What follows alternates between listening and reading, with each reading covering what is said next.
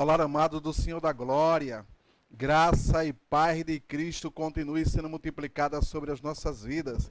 Nesse domingo pela manhã, nesse domingo abençoado que o Senhor, o Deus Todo-Poderoso, preparou para mim e para você.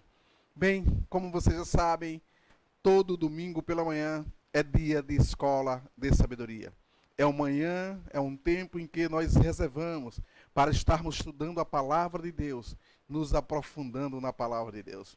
E eu também creio que você que já nos assiste, você que é da Igreja de Atos, e aqueles que mesmo não são, têm nos acompanhado nas nossas transmissões online, eu creio que você já sabe que nesse tempo, na Igreja de Atos, na Escola de Sabedoria, nós estamos estudando os Evangelhos. E já investimos um bom tempo estudando o Evangelho de Mateus. E nos últimos meses, maio e junho, metade de maio e agora praticamente todo junho, nós estamos estudando o Evangelho de Marcos. E nesse tempo nós já ministramos cerca de 14 capítulos do Evangelho de Marcos, de um total de 16 capítulos. E hoje não será diferente. Estaremos estudando o capítulo de número 15. Estaremos bebendo da sabedoria do Evangelho de Marcos, naquilo que Deus preparou para mim e para você. Muito bem, antes de começarmos, você sabe que normalmente a gente dá um tempo para que você possa convidar um amigo, convidar uma amiga, convidar o vizinho, a vizinha, o tio, a tia, o avô, enfim, ainda dá tempo de você ligar para aquelas pessoas que certamente poderão assistir a esta escola de sabedoria junto com você. A palavra de Deus diz que o povo de Deus sofre por falta de conhecimento, perece por falta de conhecimento, mas não será assim com você, não terá sido assim com você, porque Deus tem lhe enchido de conhecimento, Deus tem lhe enchido de inteligência, e acima de tudo, Deus tem nos enchido de sabedoria. Deus tem se revelado para mim e para você, meu irmão, através da palavra dele, uma palavra poderosa que tem transformado a minha e a sua vida. Se você crer, dê um glória a Deus. Se você crer, dê um aleluia. Glória a Deus, aleluia. Exaltado e engrandecido seja o nome do nosso Deus, o Deus vivo, todo-poderoso, aquele que fez céus e terra. Muito bem, agora chegou um outro momento importante da nossa escola de sabedoria. Além de nos apresentarmos, além de você convidar outras pessoas, você sabe que uma coisa fundamental na vida do crente, na vida do cristão, é oração. E a Bíblia nos ensina que sem oração, eu e você não podemos fazer nada, amém? Oração é conversar com Deus, oração é se apresentar ao Senhor, colocar diante dele os seus desejos, as suas expectativas, as suas necessidades, agradecer, bendizer, exaltar, engrandecer o nome do Senhor, adorar o Senhor. E que seja assim, né? Já comecemos o dia, além da oração que você já fez quando acordou, já se apresentou ao Senhor, agora na Escola de Sabedoria, nós também vamos nos apresentar ao Senhor. Senhor, meu Deus e meu Pai, antes disso, eu gosto de dizer que você pode curvar a sua cabeça, fechar os seus olhos, enfim, se colocar numa posição de reverência diante do Senhor, amém? Para que, na verdade, nada possa, nesse rápido momento de oração, nada possa interferir entre você e o Senhor, e que o meu coração, o seu coração, verdadeiramente estejam no Senhor. Senhor, meu Deus e meu Pai, nós te damos graças, Senhor, por este dia abençoado, esse domingo que o Senhor preparou para mim, preparou para meus irmãos, e acima de tudo, por este momento que o Senhor preparou, para que juntos possamos estar aqui aprendendo a Tua palavra, e acima de tudo, engrandecendo o Teu nome, Senhor. Porque certamente quando aprendemos a Tua palavra, ouvimos, lemos, aprendemos a Tua palavra, e aplicamos nas nossas vidas, Pai, há crescimento, há entendimento, e a nossa alma é renovada de glória em glória, pelo poder que está na Tua palavra. Assim, Pai amado, Pai santo, conduz essa escola de sabedoria. Guia, dirige essa escola de sabedoria. Me enche, Senhor, cada dia mais com Teu Espírito Santo. Revela-se, Senhor, a cada dia mais para a Tua igreja, para que possamos crescer em Ti. Crescermos na Tua presença, Senhor. e que possamos cumprir os propósitos que o Senhor já estabeleceu para nossas vidas, com alegria, com ousadia, com autoridade, com poder, com intrepidez, para que o teu nome continue sendo glorificado. E assim nós já te agradecemos, Espírito Santo de Deus, Deus Pai Todo-Poderoso, Deus Filho Todo-Poderoso, por aquilo que o Senhor já fez, continua fazendo e sempre fará, em prol da tua igreja, em prol do teu povo, para que o teu nome continue sendo glorificado. E assim nós oramos e agradecemos no nome santo e poderoso do Senhor Jesus Cristo e dizemos amém. Bem, como já foi dito, nós estamos nesse tempo estudando o Evangelho de Marcos. E aí no Evangelho de Marcos, nós nesta manhã vamos dedicar tempo no capítulo de número 15 do Evangelho de Marcos. E aí no capítulo de número 15 do Evangelho de Marcos, nós vamos encontrar, como sempre, alguns episódios. E o primeiro episódio que nós vamos estar falando nesta manhã é sobre Jesus perante Pilatos. Depois nós vamos estar investindo tempo no outro episódio, que é Jesus é entregue aos soldados. Depois nós vamos falar sobre a crucificação de Jesus e, por fim, vamos falar sobre a morte de Jesus. E como eu sempre digo, eu gosto muito de trazer para a igreja, quando falamos de escola de sabedoria, eu gosto muito do contexto. Porque o contexto onde os fatos ocorreram, né, dá o tempo, o aspecto político, o aspecto histórico, religioso, às vezes até geográfico, dá para nós uma percepção, mesmo sendo imaginativa, mais perto daquilo que pode ter sido a realidade. E a gente compreende melhor a narrativa do autor. E aqui está Marcos, então, narrando, né, nesse tempo, o Evangelho de Marcos, e especificamente o capítulo número 15, e ele vai falar sobre Jesus perante Pilatos.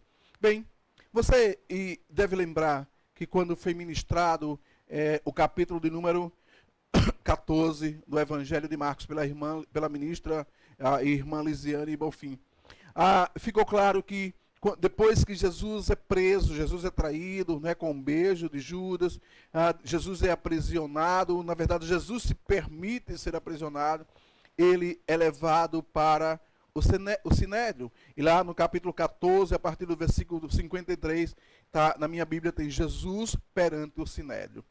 Você deve saber então que o Sinédrio, na verdade, seria a Corte Suprema de Israel, né? Daquela nação onde, na verdade, sacerdotes, escribas, né? Os homens mais maduros, todos os homens mais ricos, na verdade, muitos deles faziam parte desse Conselho Supremo, dessa Corte Suprema da nação de Israel. E vocês sabem que eles julgam Jesus de uma forma apressada, de uma forma rápida, entre a noite e a madrugada, com a expectativa de condená-lo e decretar que, na verdade, definir que, na verdade, Jesus era réu de morte, né? E o capítulo se encerra, no capítulo 14, dos versículos 53 até o versículo 65, vai se encerrar exatamente o Sinédrio dizendo que Jesus havia blasfemado, como se dizendo o Filho de Deus, e nesse contexto, por haver blasfemado, segundo a lei, segundo o padrão da lei, ele seria réu de morte.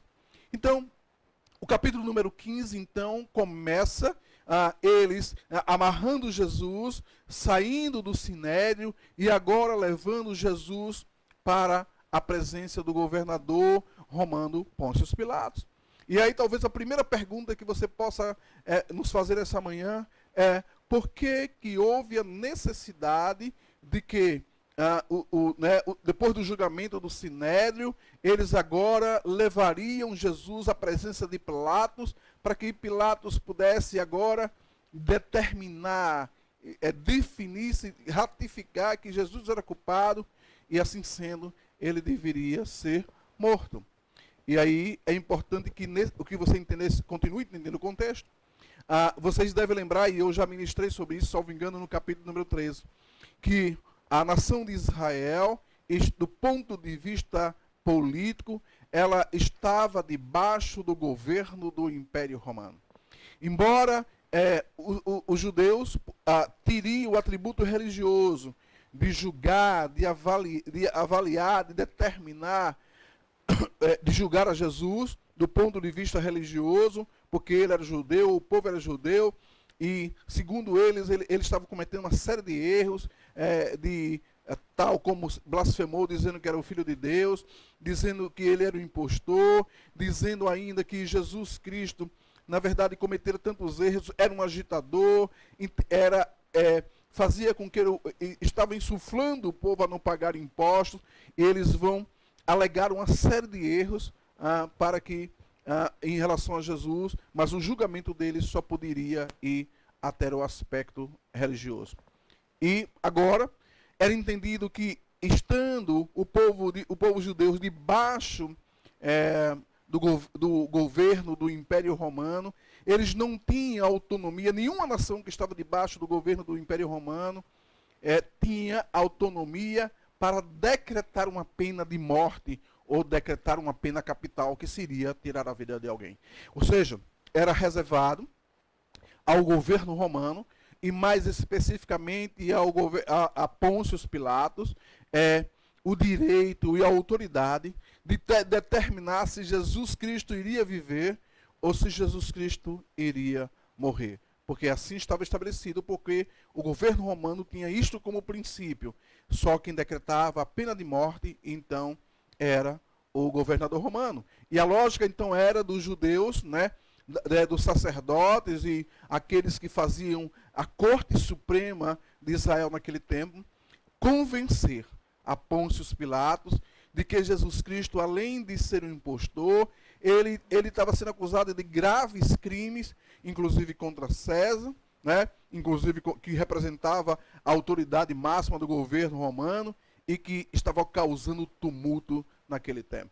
Então essa é a primeira consideração do contexto que eu queria que você entendesse, porque Jesus sai do Sinédrio, já julgado, e agora precisa ir na presença de Pôncio Pilatos, governador romano, para que agora todos pudessem convencer de que Jesus Cristo era um elemento perigoso, era uma pessoa perigosa contra a ordem, contra a paz, contra tudo que estava no meio daquela nação. Muito bem, a Bíblia vai me dizer ainda, é importante que você entenda além desse contexto, né, que, na verdade, além dessa compreensão política que eu falei e religiosa também que nós colocamos, é importante que você entenda, então, que Jesus, agora, o texto, eu vou ler o texto com você, diz que Jesus vai até a presença de Pilatos. E assim diz o texto nessa manhã. Se você estiver com sua Bíblia, por favor, abra sua Bíblia. É importante que você abra a Bíblia. É importante que você possa ler comigo a palavra de Deus, porque aquilo que você ler e aquilo que você ouve, certamente você retém melhor. Então diz assim no texto bíblico: bem cedo de manhã, os principais sacerdotes, com os líderes religiosos, mestres da lei, e todo o sinédrio entraram em conselho. Então a Bíblia diz que eles se reuniram e eles entraram em conselho. E continua a narrativa de Marcos. Diz então que eles amarraram Jesus, levaram-no e os entregaram a Pilatos. O texto de Marcos não diz, mas o texto de Lucas vai nos dizer, quando a gente for estudar Lucas, que na verdade ele vai até Pilatos, Pilatos vai enviá-lo até Herodes, que era uma outra representação política no meio do povo judeu, né? Mas que brigavam muito essa representação política dos judeus através da dinastia dos Herodes com Pôncio Pilatos. E a Bíblia vai dizer então que, Lucas vai dizer que depois que Herodes manda de volta Jesus para ser interrogado por Pilatos. Aqui não aparece essa narrativa, né, dessa forma detalhada como está em Lucas, no livro de Marcos. mas você sabe que os evangelhos eles se complementam, né? E coisas que não tem nenhum, outro vai complementando o outro, e aí está a riqueza do evangelho, porque não tem contradição, mas se complementam. Agora, no versículo número 2, do capítulo 15 de Marcos, vai dizer assim: Pilatos lhes perguntou: És tu o rei dos judeus? E respondeu Jesus: Tu o dizes. Essa resposta de Jesus, ela é uma resposta tecnicamente muito bem feita e precisa. Porque, na verdade, não interessava naquele momento para Pilatos saber a verdade de que, de fato, Jesus Cristo era rei, e era rei dos judeus, e para isso ele veio, porque essa verdade não interessava de maneira nenhuma a Pôncio Pilatos, o governador romano. E Jesus, ele, embora no capítulo 14, diante do Sinédrio, ele havia confessado, dito que ele era o Filho de Deus, né? E que eles viriam o Filho de Deus sentado à direita do Pai, mais precisamente em Marcos 14, versículo 62.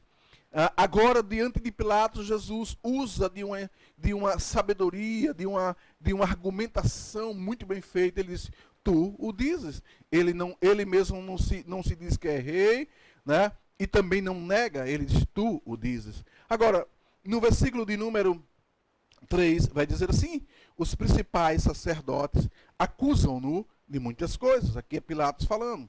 Então Pilatos o interrogou, e a Bíblia vai dizer que Jesus nada respondeu. E continua o relato bíblico dizendo que Pilatos acaba se surpreendendo positivamente, ele ficou maravilhado com a forma como Jesus se portou diante dele. Porque a lógica, talvez, para Pilatos, é que Jesus Cristo, diante daquela situação, deveria pedir pela vida dele, deveria, talvez, tentar convencer Pilatos de que Jesus era inocente. Mas vejam, eu creio que isso não aconteceu, porque na prática Jesus sabia o que estava fazendo, como sempre soube. Jesus sabia que era chegado o tempo dele. Jesus sabia que ele tinha um propósito a cumprir, e Jesus, na verdade, ninguém o prendeu, ele se permitiu ser preso, ele entregou a vida dele nas mãos dos seus acusadores. Então não teria sentido ele, sabendo que havia chegado a hora da sua morte, não teria sentido ele, sabendo que o propósito para que ele viera estaria perto de se cumprir, não teria sentido agora Jesus pedir, postular, rogar pela sua vida, se aquilo ele estava no centro da vontade de Deus. Ele sabia que aquilo era o plano perfeito de Deus. Eu não sei você, meu irmão, eu não sei você, minha irmã, mas eu quero que você entenda nessa manhã que nós devemos andar no centro da vontade de Deus. Muitas vezes nós vamos passar por situações que são difíceis. Muitas vezes nós vamos viver experiências que requer de nós o exercício da fé, requer de nós vivermos um nível de obediência a Deus que muitas vezes parece que nós não estamos preparados. Mas quando a gente entende que muitas das experiências, muitas das coisas que vivemos, passam pelo centro da vontade de Deus, e mesmo quando nós não compreendemos, a Bíblia diz que a vontade de Deus é boa, perfeita e agradável, diz assim a palavra de Deus. Então aqui Jesus sabia que tudo o que estava acontecendo fazia parte do plano perfeito do Pai para a vida dele. E ele estava no centro da vontade de Deus, que o Pai, ele já havia entendido que ele teria que morrer na cruz para que a minha vida e a sua vida pudesse ser salva. Muito bem, o texto diz então que Marcos continua narrando, dizendo que era costume, por ocasião das festas, por ocasião da Páscoa, e da festa dos pães asmos, era comum que soltasse um preso em detrimento do outro. Agora, você vai entender que, já deve ter entendido, e alguns historiadores dizem, que na verdade Pilatos tinha plena convicção de que Jesus não teria cometido crime nenhum, que na verdade não havia razões corretas para que Jesus pudesse ser morto e, acima de tudo, crucificado, como os judeus queriam. Na prática, o evangelho de Mateus vai dizer que ele estava tão convencido disso e que a esposa dele comenta com ele de que ele não deveria se envolver na morte daquele justo, que num determinado momento Mateus relata que ele pede uma bacia com água e ele vai lavar as mãos e ele diz que, na verdade, da parte dele não haveria possibilidade do sangue do justo, daquele justo, cair sobre ele. É a famosa expressão, e Pilatos lavou as mãos, mesmo sabendo que Jesus Cristo não era culpado de crime nenhum, mas ele preferia atender ao anseio do povo judeu, para que assim ficasse bem com o povo judeu e não houvesse tumulto naquela cidade, né? Porque assim ele também ficaria bem com o governo central romano. Então, Marcos não narra dessa forma, mas Marcos nos dá a entender que, na verdade, Pilatos certamente já tinha entendido que Jesus não era culpado de nenhuma das acusações que eles estavam dizendo. E é interessante que ali, diante daquela multidão, estava o autor da vida. E agora, aquele povo queria e tirou a vida daquele que é o autor da vida.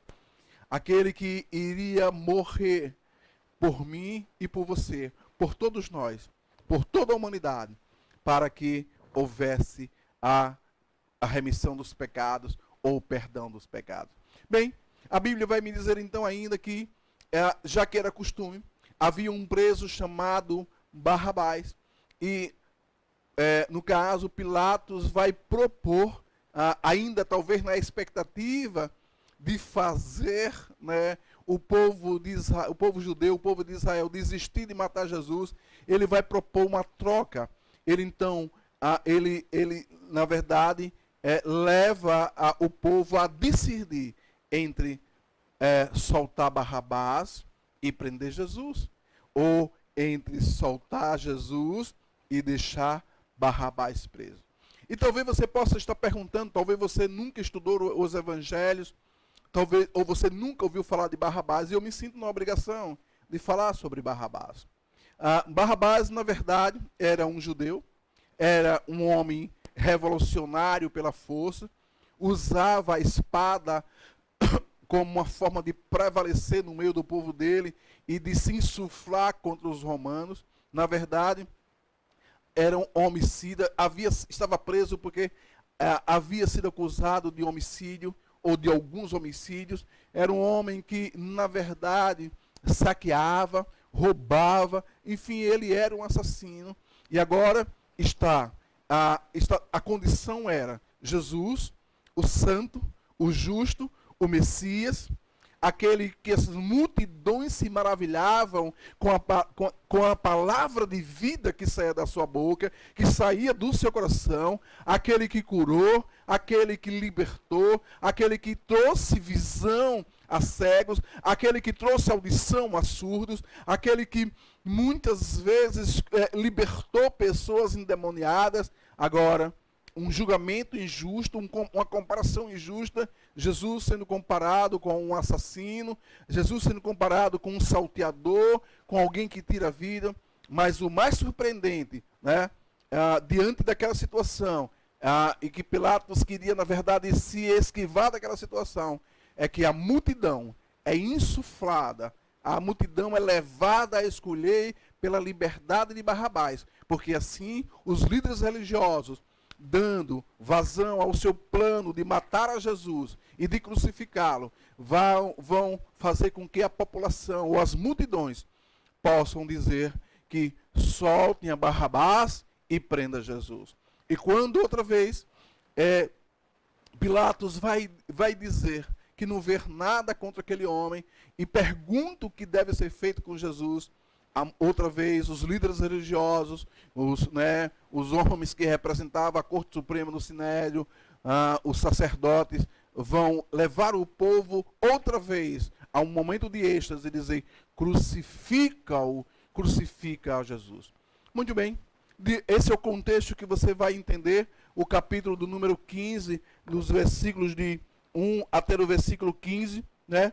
E nesse contexto, esse primeiro episódio termina assim, como eu vou narrar com você, lendo com você aquilo que está no capítulo 15, e eu queria ler com vocês exatamente os versículos de número 12 até os versículos 15, para você ver o desfecho desse primeiro episódio.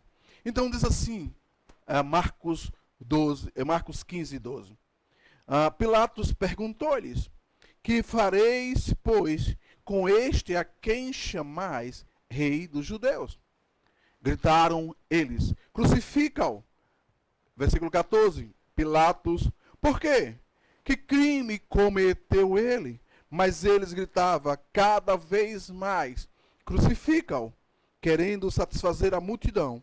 Pilatos soltou-lhes Barrabás, tendo mandado açoitar Jesus, entregou-o para ser crucificado.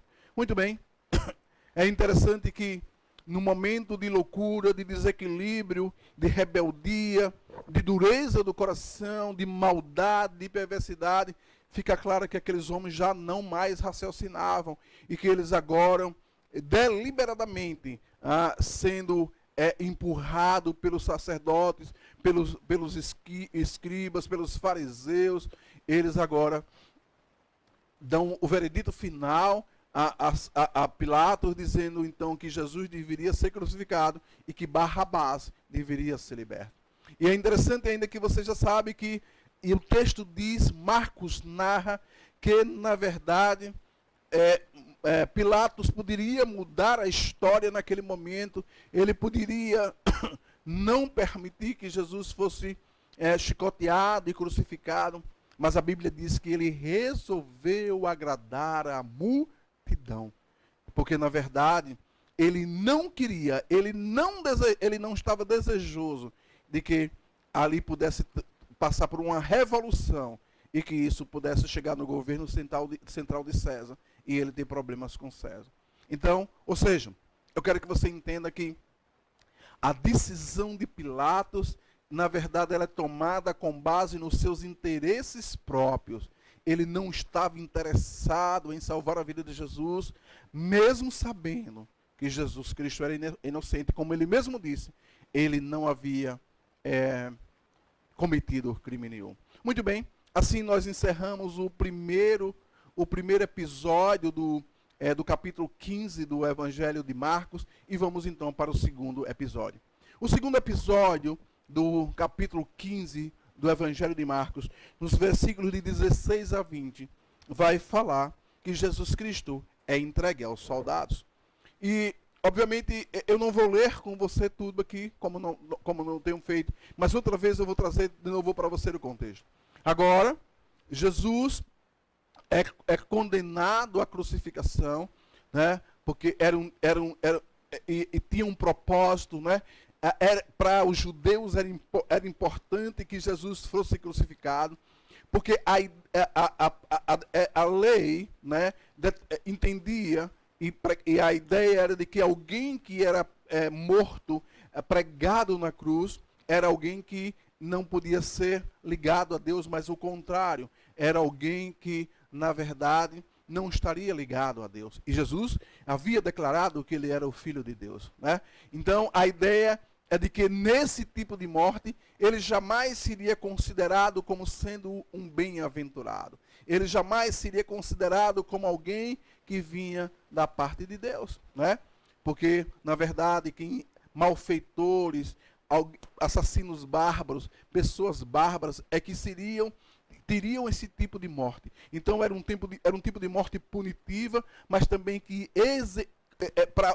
na visão dos judeus ela seria exemplar, né? Porque alguém que se dizia filho de Deus, alguém morrendo agora numa cruz, como alguém amaldiçoado, como alguém que é um malfeitor, como alguém que transgrediu a lei, como alguém que transgrediu todas as leis no meio daquele povo.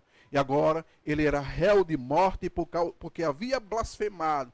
E, portanto, era um tipo de morte que exemplificava alguém que, na visão deles, não era filho de Deus e muito menos seria rei dos judeus. Bom, Jesus vai ser escarnecido pelos soldados, Jesus vai ser chicoteado pelos soldados. Marcos vai narrar aqui, vão colocar sobre ele um manto único de púrpura ou vermelho, que significaria a cor da realeza. Depois tira esse manto, traz as suas vestes rasgadas devido ao chicoteado, ele é cuspido no rosto, ele é escarnecido, ele é zombado. Tudo o cumprimento daquilo que está na palavra de Deus, lá em Isaías 53, versículos 4, 5, 6, versículo 12, e depois vai ser crucificado entre os ladrões. Então, tudo o cumprimento daquilo que está na palavra de Deus, e a Bíblia diz que Jesus permaneceu calado, como ovelha muda, como uma ovelha levada ao matadouro, ele não berrou, não gritou. Mas eu queria que você entendesse algo nessa manhã. Talvez você possa se perguntando aí, pastor, por que tinha que ser assim?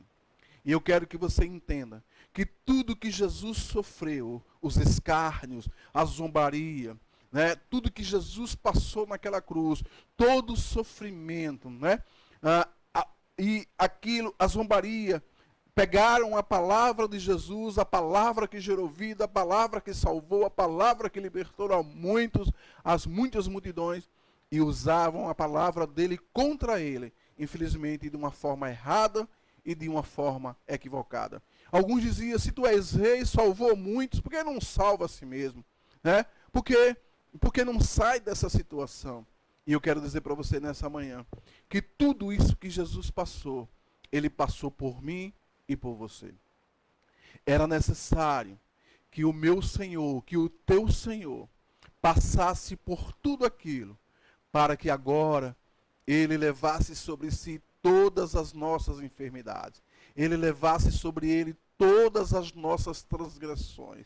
Ele levasse sobre ele tudo aquilo que eram os nossos pecados, para que juntos possamos morrer com ele e juntos possamos ressuscitar com ele. Meu amado, eu queria que você se identificasse com essa situação. Eu queria que você entendesse, como diz o profeta Isaías, que o castigo, né, eu acho que Isaías que diz isso, que o castigo que nos traz a paz estava sobre ele. O castigo que nos traz a paz estava sobre o Filho de Deus, o reto, aquele que é justo, aquele que é o Rei dos Reis, aquele que é Senhor dos Senhores. Tudo aquilo que ele passou foi por minha causa, foi por sua causa, por causa das nossas transgressões, por causa das minhas transgressões e das suas transgressões, para que um dia, eu e você, possamos chamar Deus de Pai, para que um dia nós pudéssemos voltar aos braços do Pai, para que um dia eu e você, por causa da obra de Cristo, por causa desse sofrimento que nós estamos aqui narrando, nós pudéssemos ter livre acesso ao Pai. Muito bem, então o capítulo 15, né, nesse segundo episódio, quando Jesus é entregue aos soldados, Jesus é escarnecido, apanha, é esbofeteado, é cuspido na cara, e vai dizer ainda que, na verdade, é colocado sobre ele uma coroa de espinhos, e é escrito o termo Rei dos Judeus. Glória a Deus. Eu não sei se você está conseguindo acompanhar, mas eu quero relembrar que nós estamos nesse domingo pela manhã, aqui na Igreja de Atos, na Escola de Sabedoria, e estamos estudando o Evangelho de Marcos, e mais especificamente, o capítulo 15 do Evangelho de Marcos. E eu quero dizer para você ainda que, na verdade, eu quero que você entenda que nesse capítulo 15 nós temos alguns episódios. O primeiro episódio que nós estudamos nessa manhã foi quando Jesus é levado à presença de Pôncio Pilatos, e Pilatos vai soltar a Barrabás e prender a Jesus, manda açoitá-lo e decide pela crucificação de Jesus. E eu já fundamentei as razões pelas quais Pilatos fizera isso, né? Agora, e também porque os judeus foram nessa direção. Agora, nós acabamos de fundamentar o segundo episódio, que está nos versículos capítulo 15 de Marcos, versículo 16 a 20, e que fala sobre o posicionamento dos soldados quando zombam de Jesus, batem Jesus no rosto, cospem e insulta ele, põe uma coroa de espinhos, põe um manto de púrpura ou vermelho, né, para que pudessem então zombar dele como sendo o rei, e aí segue o processo da crucificação. Muito bem, se segue o processo da crucificação, esse é o nosso próximo episódio, né, que é a crucificação, nos versículos, Marcos capítulo 15, versículo 21, e nós vamos falar de crucificação até o versículo de número 32. E eu vou ler com você. Nesse momento, eu gosto sempre de falar do contexto, mas eu vou estar lendo com você, para que você possa acompanhar comigo esse episódio da crucificação. E diz assim a palavra de Deus: obrigaram a certo Simão Cirineu, pai de Alexandre e de Rufo, o qual por ali passava, vindo do campo, a que carregasse a cruz. E diz assim no versículo número 22, levaram Jesus ao lugar chamado Gólgota, que quer dizer lugar da caveira. Então lhe ofereceram vinho misturado com mirra, mas ele não o tomou. E o crucificaram. Repartiram entre si, diz a palavra de Deus, as vestes dele. Lançaram sorte para ver o que cada um levaria. Versículo de número 25 do capítulo 15 do Evangelho de Marcos, diz assim a palavra de Deus. E era a hora terceira quando o crucificaram. E diz assim, por cima dele estava escrita a sua acusação, o rei dos judeus. Crucificaram com ele 2 ladrões, um à sua direita e outro à sua esquerda. E cumpriu-se as escrituras que diz, com malfeitores foi contado. Versículo 29. Os que passavam blasfemavam dele, meneando a cabeça, tu que destróis o templo e em 3 dias o edificais, desce da cruz e salva-te a ti mesmo, dizem as escrituras. Versículo 31, da mesma maneira, os principais sacerdotes com os mestres da lei, zombando, diziam uns aos outros, salvou os outros, mas não pode salvar a si mesmo. Versículo 32, desce agora da cruz este Cristo, o Rei de Israel, para que vejamos e acreditemos o que com ele foram crucificados também o insultavam. Então, o texto descreve algumas coisas que eu gostaria de pontilhar.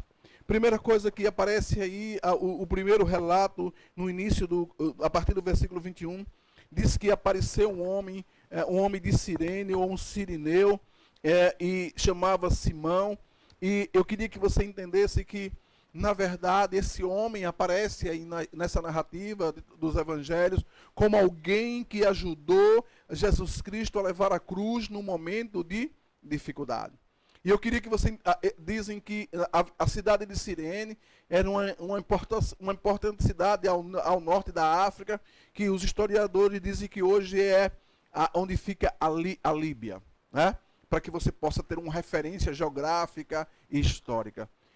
E talvez o que você e eu possamos colher de importante nessa reflexão que nós estamos fazendo, desse homem que carrega a cruz, porque o próprio Senhor disse que aquele que quer segui-lo deve tomar a sua própria cruz e seguir Jesus. Talvez você nessa manhã possa entender, né?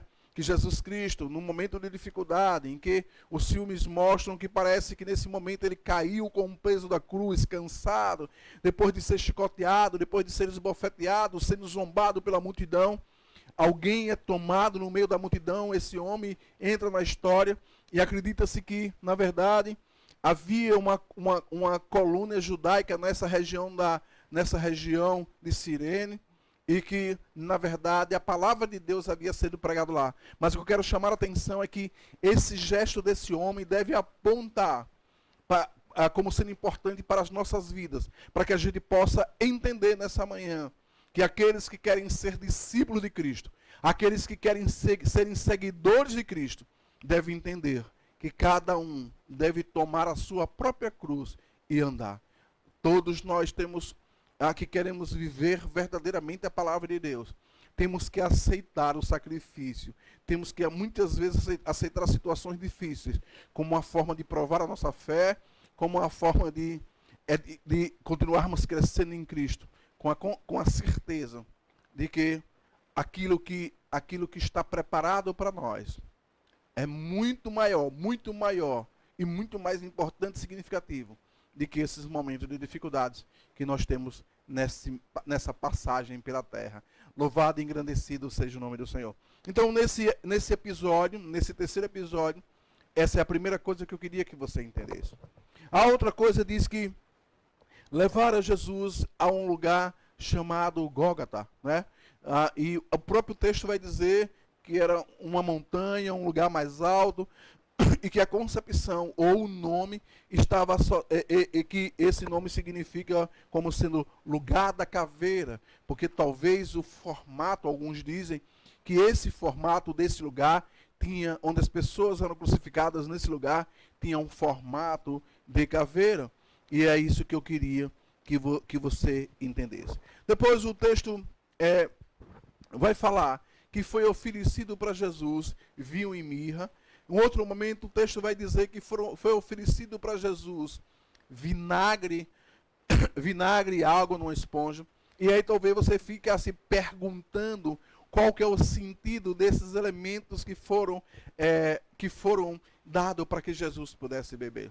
Vejam, uma cerimônia, se eu posso dizer assim, de crucificação, como eu já disse, era um tipo de morte que as pessoas eram levadas, porque elas eram encaradas como malfeitores, e na verdade era um tipo de morte que era exemplar, uma punição exemplar, para que todos vissem talvez o poder do Estado e o que aconteceria com alguém que era considerado um malfeitor naquele tipo de nação, naquele lugar. Embora as crucificações fossem comum, porque o próprio poder romano perseguia e crucificava os cristãos nas mais diversas fases, né, de estabelecimento do cristianismo, né? É importante que você entenda que uma cerimônia de crucificação, ela tinha um tempo que muitas vezes para a pessoa morrer levava 2 ou 3 dias em média. E uma das formas, como as pessoas, como alguém que estava sendo crucificado, passava por muitas dores, eram dados elementos como esse, como vinho, mirra, vinagre com água, que tem um efeito de analgésico para diminuir as dores, né? Até que a pessoa, de fato, fosse morrendo lentamente, ela entrasse em agonia. A Bíblia vai dizer que Jesus não aceitou nem numa hora e nem em outra.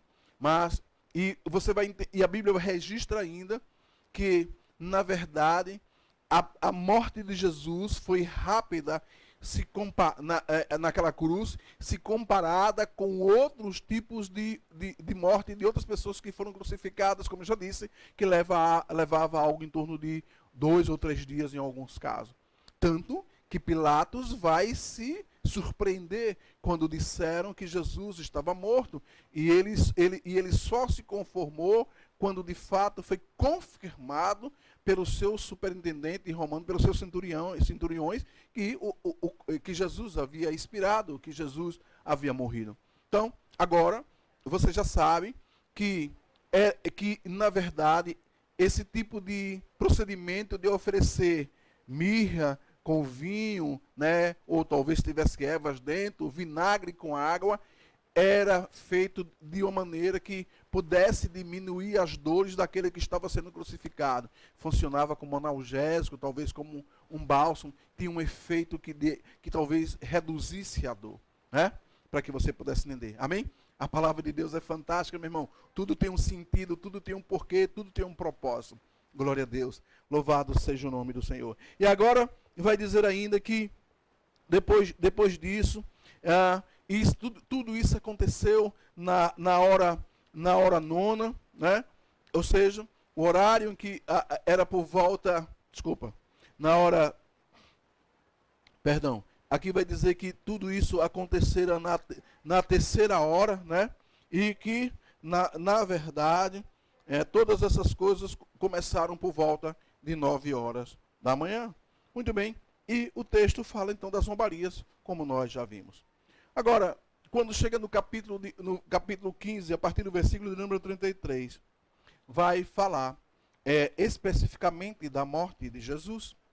E o texto bíblico, a partir do versículo 33, diz assim, Marcos 15, 33. Diz assim, ao meio-dia, houve trevas sobre a terra, até 3 horas da tarde. E às 3 horas da tarde, exclamou Jesus em alta voz. E o texto diz assim, Eloí, Eloí, Eloí lama sabachthani, né? Que na verdade diz que Deus meu, traduzido, né, o transliterado diz, Deus meu, por que me desamparaste? Versículos 33 e 34. E versículo 35 diz, alguns dos que ali estavam, ouvindo isso, diziam, vede, chama por Elias. Um deles correu a embeber uma esponja em vinagre e pondo-a na ponta de uma vara, deu-lhe de beber, dizendo, deixai, vejamos se Elias vem tirá-lo. E versículo 37 diz assim, dando um grande brado, Jesus expirou, Jesus morreu. Então, só para que você possa entender a concepção daquilo que está em Marcos 15, né, versículo 32, entrando no versículo 33, quando vem a morte de Jesus. O texto diz então que o processo de crucificação é por volta da terceira hora, ou seja, por volta de 9 horas da manhã. E agora, a agonia de Jesus vai até as 3 horas da tarde, quando ele vai expirar. Mas a Bíblia diz que por volta de meio-dia houve trevas no meio da terra, diz a palavra de Deus. A luz do mundo se retirou. A luz se retirou do mundo. E alguns dizem que, na verdade, era a forma como Deus, o Pai Todo-Poderoso, acabara de protestar contra aquilo que estava sendo feito contra o Filho dele. Amém? Na verdade, você deve ainda entender que naquele momento houve pela primeira vez, houve uma separação entre o Pai e o Filho por causa do pecado da humanidade. Agora, naquele momento, todo o pecado da humanidade estava sobre Jesus, o peso do pecado da humanidade estava sobre ele. Ele agora morre o espírito por causa do pecado, ele morre espiritualmente por causa do pecado, e além da morte espiritual, ou por causa da morte espiritual, é possível chegar à morte física naquela cruz. E você sabe que Mateus, está escrito, salvo engano, em Mateus, que na verdade, né, ele vai dizer, Pai, porque me desamparaste? Pai, porque me abandonaste? Porque na verdade, agora, alguns historiadores dizem que na verdade era o próprio Deus lutando contra o próprio Deus, né? Ou seja, a separação tão dolorosa, aquilo que Jesus não queria, que era se separar do Pai, a agonia em que pela primeira vez, por causa dos pecados, não dele, mas por causa do meu pecado, por causa do seu pecado, por causa do pecado da humanidade, toda aquela multidão de pecado, sobre alguém que era justo, mas que carregou tudo sobre ele.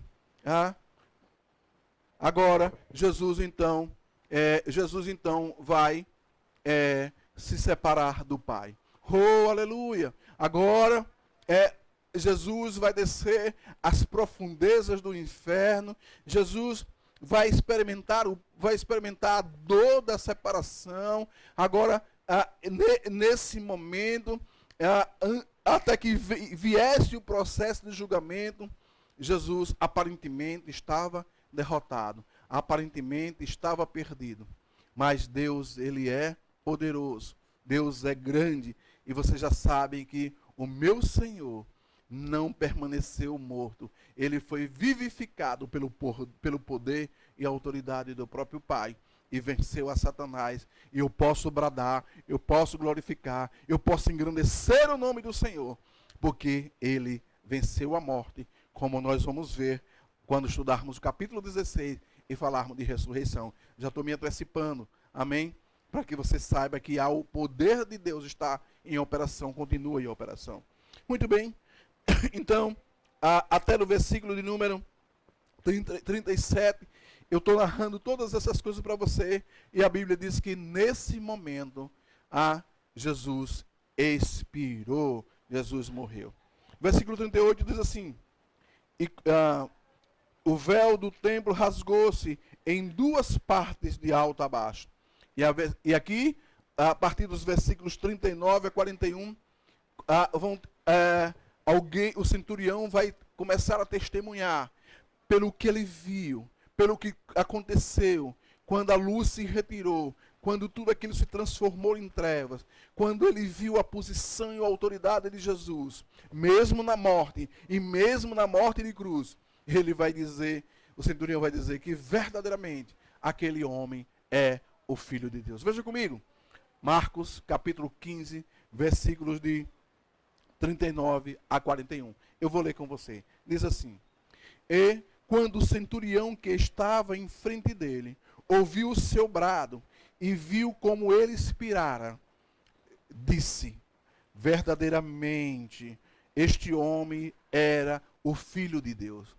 Diante da morte na cruz, e a forma como Jesus expirou, como Jesus bradou, a divindade dele foi reconhecida por aquele homem que estava diante dele. Aleluia! E diz assim, versículo 40, algumas mulheres estavam olhando de longe, entre elas estavam Maria Madalena, estava Maria, a mãe de Tiago, o menor, e de José, e também Salomé. Versículo 41 diz assim, na Galileia, essas mulheres tinham nos seguido e servido. Estavam ali também muitas outras mulheres que tinham subido com ele para Jerusalém. Vocês sabem que muitas mulheres de posses sustentaram o ministério de Jesus. Você sabe que em muitos momentos Jesus atendeu a expectativa e desejo de algumas mulheres, e a Bíblia diz, mulheres que foram libertas, como Maria de Madalena, que depois de ter a vida transformada, passou a ser uma seguidora de Jesus.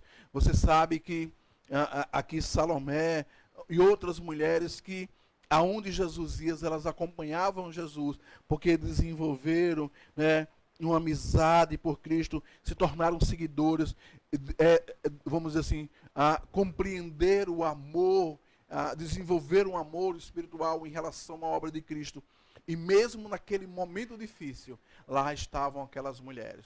Eu quero que você entenda nesta manhã, minha irmã, meu irmão, que nós não podemos abandonar Jesus Cristo por nada. Nós, uma vez que escolhemos ser seguidores, discípulos de Cristo, nesta manhã, eu quero trazer a sua memória, eu quero rememorar o seu compromisso com Jesus, o meu compromisso com Jesus. A Bíblia me ensina que na minha caminhada cristã, que na sua caminhada cristã, você deve seguir até o fim, olhando somente para o autor e consumador da sua fé, a saber, a Jesus Cristo. A Bíblia diz que eu não tenho que olhar para a direita. A Bíblia diz que eu não tenho que olhar para a esquerda, mas ela me incentiva, ela me orienta, ela direciona que eu tenho que andar a minha caminhada cristã, a minha carreira cristã, olhando para frente, olhando para o alvo. O alvo é Cristo, olhando para o autor e consumador da minha e da sua fé. Aleluia! Engrandecido seja o nome do Senhor, bendito seja o nome do Senhor, engrandecido seja o nome do Senhor. Agora, chegou o momento do sepultamento de Jesus, amém? E aqui diz que, na verdade, a partir do versículo 42, eu queria que você visse comigo, estamos nos encaminhando para o final dessa escola de sabedoria. Eu queria que você visse comigo, então, Evangelho de Marcos, no capítulo do número 15, a partir dos versículos 42 até o versículo número 47, eu vou ler com você. E diz assim o texto bíblico para mim e para você nessa manhã. Diz assim: era o dia da preparação, isto é, a véspera do sábado, ao cair da tarde. José de Arimateia, ilustre membro do Sinédrio. Lembra, o Sinédrio era a corte, né, suprema do povo de Israel. Mas aqui tinha um homem que acreditava em Jesus, um homem que se tornou seguidor de Jesus, um homem rico, José de Arimateia. E diz assim: José de Arimateia, ilustre membro do Sinédrio, que também esperava o reino de Deus, foi ousadamente a Pilatos e pediu o corpo de Jesus. E aí vai dizer assim: Pilatos se maravilhou de que já estivesse morto. Chamando o centurião, perguntou-lhe se havia muito que havia morrido. Porque eu já disse para vocês que era a prática que levasse um dia, 2 dias ou mais, algumas pessoas morrendo, agonizando na cruz. E ele se maravilha, porque Jesus morreu rápido na cruz. Aí o versículo 45, assim, tendo certificado pelo centurião que assim sucedera, deu o corpo a José de Arimateia. Então José comprou um lençol fino, tirou o corpo da cruz, envolveu-o nele e o depositou em um sepulcro lavrado numa rocha, diz a palavra. E diz assim: a seguir, rolou uma pedra para a entrada do sepulcro. E aí vai dizer: Maria Madalena e Maria, mãe de José, viram onde o puseram. É interessante que essas mulheres fiéis permaneceram na presença de Jesus, mesmo ele morto, acompanhando. E esse ato de José de Arimateia e dessas mulheres demonstra a amizade, o amor espiritual em torno de Jesus e da obra que ele fez. Amados, amadas do Senhor da Glória, nós estamos chegando ao final desta escola de sabedoria nesta manhã, onde nós estudamos o Evangelho de Marcos no seu capítulo 15 e vimos salvo engano, cerca de 5 episódios. E eu quero dizer para você que Jesus Cristo é o Rei dos Reis, Ele é o Senhor dos Senhores, Ele é a brilhante estrela da manhã, Ele é o leão da tribo de Judá. E eu e você decidimos sermos os seus seguidores, mas acima de tudo, sermos os seus discípulos. Porque um discípulo se compromete com a obra de Jesus. Um discípulo desenvolve amor pela obra de Jesus. Um discípulo, ele faz tudo para agradar o coração do seu Senhor, o coração do seu Mestre. Que nesta manhã, diante desse sacrifício relatado nesse capítulo de número 15, diante da pressão que Jesus sofreu, diante da rejeição, diante da zombaria, diante do julgamento falso, diante da morte que ele teve, diante da agonia naquela cruz, diante da situação que ele carregou os meus e os seus pecados, e que esses pecados causaram separação entre ele e o Pai, de quem ele dizia o tempo todo: eu e o Pai somos um. Agora, por causa do pecado da humanidade que estava sobre ele, ele pôde experimentar a morte espiritual, a morte física, descer aos infernos. E você sabe que ele ressuscitou ao terceiro dia, que é o próximo assunto que nós vamos falar. Mas o que eu quero dizer é que tudo isso que ele passou foi por mim e por você. Tudo que aconteceu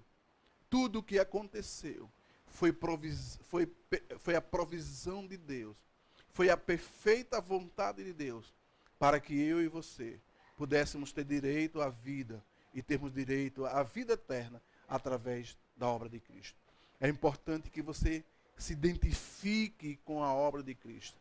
É importante que você tenha a convicção de que um dia você morreu com Ele, por causa dos meus pecados, dos seus pecados, E quando ele ressuscitou, você foi ressuscitado com ele.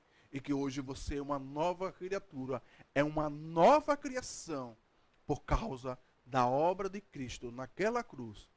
E por isso você pode dizer: porque ele vive, posso crer no amanhã.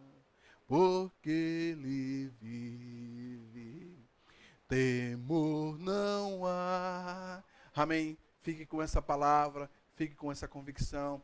Eu vou estar orando agora, encerrando essa nossa escola de sabedoria nesse domingo pela manhã. E já te convidando para que à noite estejamos juntos no culto dominical, onde Deus tem uma palavra poderosa para você. Amém? Louvado seja o nome do Senhor, engrandecido seja o nome do Senhor. Curva a sua cabeça, feche os seus olhos, vamos estar agradecendo a Deus por tudo que Ele fez. Senhor, meu Deus e meu Pai, nós queremos te agradecer, Pai amado, Pai santo, pelo teu amor, pela tua graça, por tudo que o Senhor já preparou, por tudo que o Senhor está fazendo, por tudo que o Senhor ainda vai fazer, Pai. Nós temos plena convicção, Pai, que tu és o meu Deus, que tu és o nosso Senhor, que tu és o nosso Salvador, e que o Senhor tem um plano perfeito para a minha vida, para nossas vidas, que o Senhor já preparou todos os propósitos para a minha e para a sua vida. Estamos declarando nessa manhã que confiamos em Ti, Senhor. Confiamos no Teu grande amor. Confiamos no Teu plano perfeito para nossas vidas. Assim, obrigado por mais uma escola de sabedoria, baseada no Evangelho de Marcos. E por isso nós te agradecemos, Pai, pelo crescimento na Tua palavra, pelo crescimento em Ti, Jesus, porque Tu és maravilhoso e digno de honra, de glória, de louvor e adoração. Abençoa, Senhor, aquele que nos assiste nessa manhã. Abençoa, Senhor, todas as famílias, todos os irmãos, todas as crianças. Abre agora, Senhor, as janelas dos céus e derrama bênçãos sem medidas sobre a vida do teu povo nessa manhã. Eu oro e te agradeço no nome de Jesus. Amém, amém e amém. Glória a Deus. Até mais, amados. Até a próxima. Glorificado seja o nome do Senhor Jesus. Fica na paz de Cristo.